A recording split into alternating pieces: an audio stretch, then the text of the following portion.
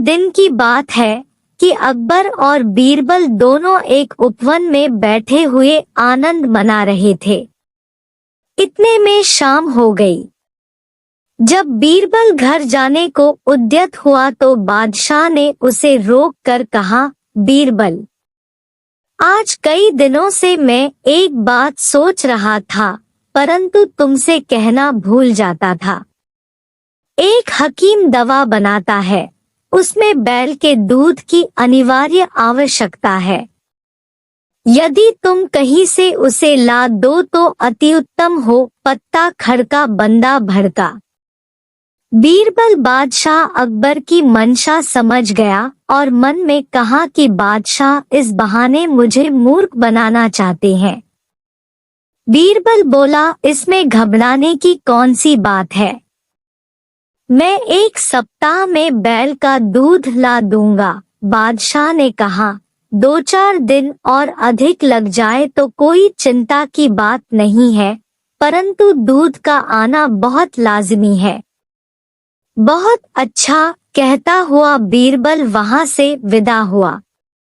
वह घर पहुंच एकांत स्थान में बैठकर बैल के दूध वाले प्रश्न पर विचार करने लगा। चिंताग्रस्त बीरबल के कई घंटे का समय मिनटों के समान बीत गया।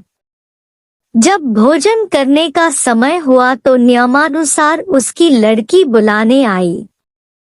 वह अपने पिता का चेहरा उतरा और विचारमग्न देखकर ठिठक गई। जब उसको खड़े कई मिनट व्यतीत हो गए और पिता का ध्यान न टूटा तो उसने उद्विग्न होकर पिता से चिंता का कारण पूछा। यद्यपि यह बीरबल की बड़ी लड़की थी और वह इसकी बुद्धिमत्ता की कई बार परीक्षा भी ले चुका था, फिर भी ऐसे गूढ़ विषय में उसे सफलता मिलेगी ऐसी आशा स्वप्न में भी न थी। इसलिए कुछ समय तक उसकी बातों को अनसुनी कर टालमटोल करता रहा। पुत्री के पुनः पुनः अनुरोध करने पर उसे विवश होकर बादशाह का जटिल प्रश्न सुनाना पड़ा। कन्या बोली, पिताजी, यह कौन सी ऐसी कठिन बात है जिसके लिए आप ऐसे चिंताकुल हो रहे हैं? चलिए, भोजन का समय बीता जा रहा है। मैं उसका उत्तर 1 हफ्ते के भीतर ही बादशाह को पहुंचा दूंगी। लड़की के ऐसे उत्तर से बीरबल की चिंता घटी और साहस कर भोजन करने गया। इस प्रकार जब 2 दिन व्यतीत हो गए तो बीरबल की लड़की ने एक नई तरकीब निकाली। वह ढूंढकर बहुतेरे पुराने वस्त्रों को घर से बाहर निकाल लाई और उनका एक गट्ठर तैयार किया। जब आधी रात का समय हुआ तो उस गट्ठर को सिर पर लादकर नदी तट पर जा पहुंची और च्यो-च्यो कर वस्त्र पछाड़ने लगी। बादशाह का महल ठीक नदी तट पर बना हुआ था। अर्धरात्रि के समय नींद के प्रथम प्रहर में जब कपड़ा धोने की आवाज बादशाह के कान में पड़ी तो उसकी निद्रा भंग हो गई और पहरे वाले संतरी को पुकार कर बोला, देखो, इतनी रात्रि में कौन धोबी कपड़ा छांट रहा है, उसे तुरंत पकड़कर मेरे पास लावो। पहरे वाला सिपाही हुक्म पाते ही कई अन्य सिपाहियों के साथ वहां पर जा पहुंचा जहां से कपड़े धोने की आवाज आ रही थी। वे सब बड़े हैरान और परेशान हुए क्योंकि देखते क्या है कि एक सिर से पैर तक अति सुंदरी युवती कपड़े पछाड़ रही है। सिपाहियों ने उसे कई बार पुकार कर बादशाह का हुक्म सुनाया, परंतु वह उनकी बातें अनसुनी कर बराबर अपने काम में व्यस्त रही।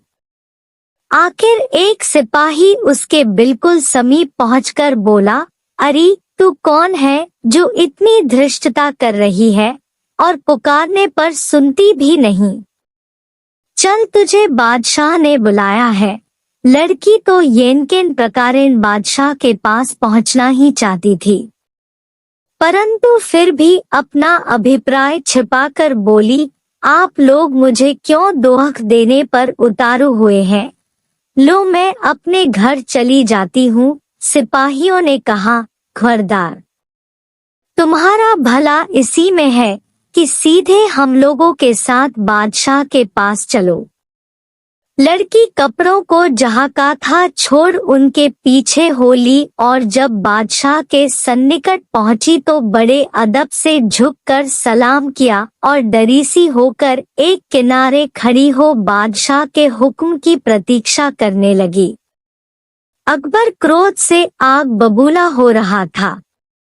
उसने अपनी लाल लाल आंखें निकाकर पूछा, ऐ कमबख्त, तू कौन है और इस रात्रि के मध्यकाल में यहाँ कपड़े क्यों धो रही है? लड़की ने देखा कि बादशाह क्रोध से तमतमा गया है, इसलिए कांपती हुई गिड़गिड़ाकर लड़खड़ाई जुबान से बोली, श्रीमान, श्रीमान। मैं तो बादशाह को उसे घबराई हुई देखकर दया आ गई और उसे सांत्वना देते हुए बोला, तू इतना घबरा रही क्यों है?